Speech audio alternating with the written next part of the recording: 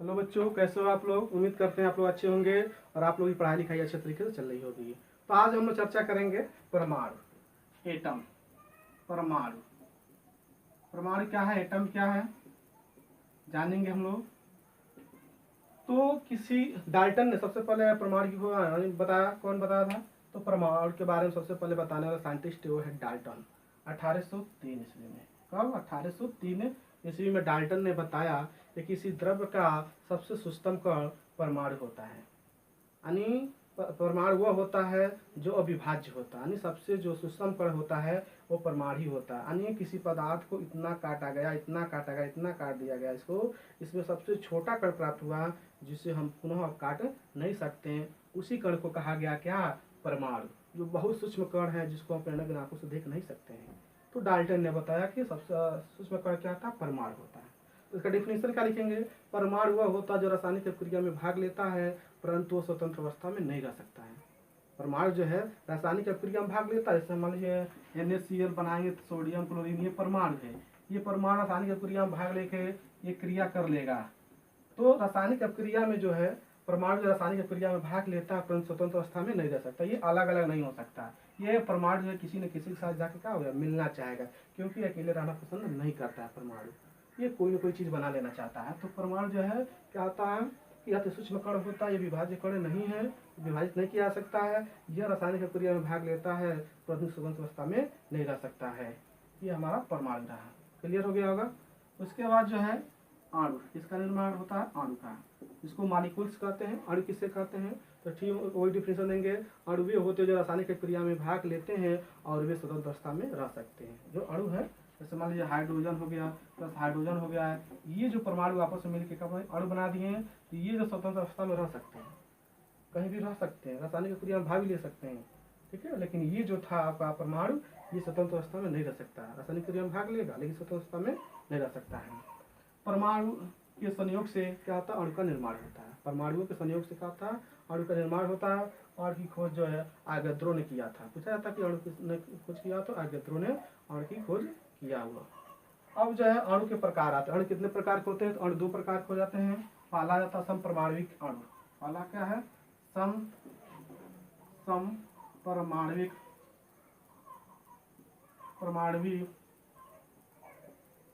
समपरमाणविक अणु। ये कैसा अणु है? तो नाम है सम, यानी ऐसा अणु जो समान प्रकार के परमाणु से मिलकर बना होता है उसे हम समपरमाणविक अणु कहते हैं। ऐसा अणु जो समान प्रकार के परमाणु से मिलकर बना होता है समपरमाणविक अणु कहलाता है। जैसे कहना मतलब O2 है, तो O2 का निर्माण कैसे होगा? Oxygen plus oxygen. तो समान प्रकार के परमाणुओं के संयोग से क्या बन गया? अणु का निर्माण हो गया, इसलिए इसका नाम क्या होगा? समपरमाणविक अणु। फिर O3 भी लिख सकते हैं, ओजोन का सूत्र है। तो ये कहा जाएगा ये भी क्या समान प्रकार का परमाणुओं से मिलकर बना है। तो इस तरीके से देख सकते हैं। फिर P4 लिख सकते हैं, फिर S8 लिख सकते हैं। तो समान प्रकार के परमाणुओं के संयोग से क्या होता है? समपरमाणविक अणु का निर्माण होता है। अब संख्या के आधार पर इसको क्या कर सकते हैं? अब बोल सकते हैं एकल परमाणविक अणु। एकल परमाणविक अणु मतलब केवल एक क्या होता है? परमाणु उपस्थित होता है संख्या के आधार पर। दूसरा क्या बता सकते हैं? द्विपरमाणविक अणु। द्विपरमाणविक मतलब जिसमें कितने परमाणु हो? दो परमाणु होते हैं, उसे द्विपरमाणविक अणु कहते हैं। अगला है त्रिपरमाणविक अणु। इसमें कितने अणु होते हैं? परमाणु होते हैं। तीन परमाणुओं के संयोग से क्या होता है? समपरमाणविक त्रिसमपरमाणविक अणु का निर्माण होता है। अगला क्या लिखेंगे? 4 है 8 है, लिखेंगे बहुपरमाणविक अणु है। एक ऐसा है बहुपरमाणविक अणु है। फिर दूसरा क्या आ जाएगा? सम के बाद क्या आता है? विषम। क्या आ जाएगा? पहला था, दूसरा लिख सकते हैं हम विषम। विषम विषम परमाणविक अणु। विषम परमाणविक अणु यानी ऐसा अणु जो इसमें परमाणु क्या हो? भिन्न भिन्न हो, उसे विषम परमाणविक अणु कहते हैं। जैसे H2O जल है, एक अणु है। जल का कितना? एक अणु है। इसमें जो हाइड्रोजन और ऑक्सीजन दो भिन्न भिन्न क्या है? परमाणुओं के संयोग से क्या बना? एक विषम परमाणविक अणु बना। इस तरीके से आप विषम परमाणविक, इसके भी संख्या का आधार बोल सकते हैं। द्विपरमाणविक, त्रिपरमाणविक और बहुपरमाणविक ये भी होते हैं। उसके बाद हम चर्चा करेंगे आज, इसका नाम है परमाणु भार। क्या है? परमाणु भार, एटॉमिक वेट। क्या नाम है? एटॉमिक वेट, या इसी का नाम परमाणु द्रव्यमान। इसी क्या कहेंगे? परमाणु द्रव्यमान, दूसरा नाम। तो किसी भी पदार्थ का सबसे सूक्ष्म कण जो होता है परमाणु होता है, जिसको हम अपने नग्न आंखों से देख नहीं सकते हैं। बहुत सूक्ष्म कण होता है। तो उस पदार्थ का, उस कण का द्रव्यमान निकालना कठिन होता है। बहुत ही जटिल प्रक्रिया होती है, उसे निकाला नहीं जा सकता है, बहुत जटिल होता है। तो अन्य तत्वों के जो परमाणु होते हैं उनका जो परमाणु भार ज्ञात करने के लिए एक तत्व के परमाणु का हम मानक मान लेते हैं कि ये क्या है, मानक है। तो मानक सबसे पहले हाइड्रोजन का माना गया।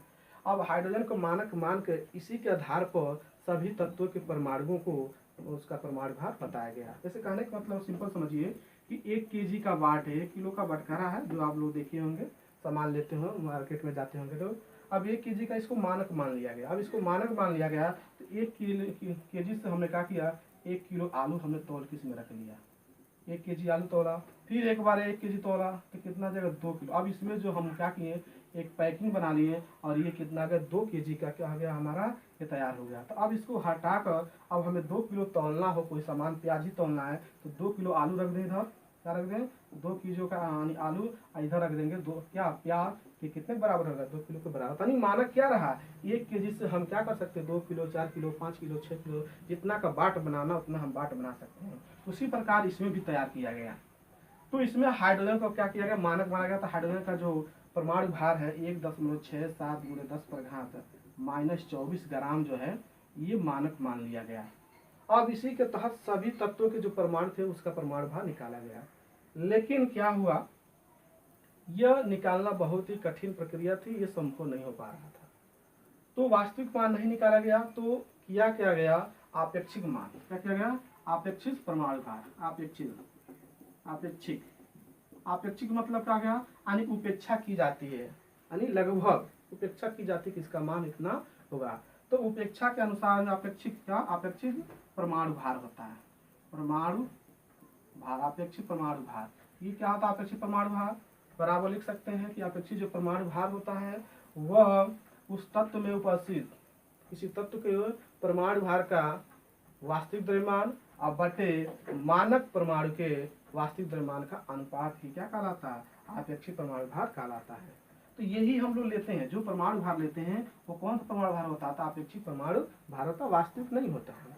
तो वास्तविक नहीं होता तो इसका फॉर्मूला का अपेक्षित परमाणु भार क्या होता है, तो किसी पदार्थ में उपस्थित परमाणु के एक परमाणु के वास्तविक द्रव्यमान बटे मानक परमाणु के, मानक क्या हाइड्रोजन, मानक परमाणु के ठीक है द्रव्यमान का अनुपात क्या कहलाता है, अपेक्षित परमाणु भार कहलाता है।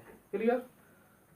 अब ये जो परमाणु भार जब निकाला गया अपेक्षित परमाणु भार हाइड्रोजन को मानकर, तो देखा गया कि इसका जो मान है पूर्णांक नहीं आ रहा है, क्योंकि खुद पूर्णांक नहीं था। तो इसका परमाणु भार जो भी जिसका निकाले तो पूर्णांक नहीं आ रहा था।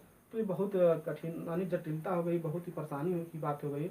लोग सोचे कि क्या होगा, तो अब इसको हटाकर मानक के रूप में ऑक्सीजन को लाया गया। अब इसको हटा दिया गया। तो ऑक्सीजन क्यों लाया, क्योंकि इसका जो परमाणु भार है वो लगभग कितना 16 है, जो एक लगभग पूर्ण संख्या के बराबर आ गया। तो लोगों ने क्या किया कि अब उसको हटाकर अब इसको क्या कर लिया, मानक मान लिया गया। ये मानक अब स्टैंडर्ड, अब इसी के अनुसार जो है अन्य तत्वों के परमाणु भार ज्ञात किया गया। ये भी कई वर्षों तक चला, फिर इसके बाद ये समाप्त हो गया। फिर 1961 में, अब 1961 में आपके विश्व स्तरीय रसायन विज्ञान के वैज्ञानिकों ने कहा कि ये भी बहुत ही कहने मतलब जटिल है और संभव नहीं हो पा रहा है। तो उसको हटाकर अब कार्बन 12 इसको माना गया है। अब तक जो है क्या चला है, कार्बन 12 चल रहा है। तो कार्बन 12 को आधार मानकर मानक, इसी को मानक मान गया। अब इसी को मानक मानकर अन्य तत्वों के परमाणु भार ज्ञात किया गया, जिससे हम लोग कहते हैं AMU स्केल। ये क्या होता है, एटॉमिक मास यूनिट, यानी द्रव्यमान क्या है, एटॉमिक परमाणु द्रव्यमान इकाई स्केल इसको कहते हैं। इसी के तहत जो है हमारा जितने भी क्या है तत्वों के परमाणु भार हैं, इसी पर क्या किया गया है, ज्ञात किया गया। इसी पर आपका ज्ञात किया जाएगा, जो कार्बन के क्या होता है 1/12वां भाग होता है। तो हम लोग कल चर्चा करेंगे अब इसके बारे में, AMU क्या होता है, इससे कितना मान होता है। तब तक के लिए आपके लिए क्या रहेगा, धन्यवाद। आप लोग अच्छे से पढ़िए और कॉपी चेक नहीं करा रहे हैं, कॉपी जरूर चेक करवा लीजिए।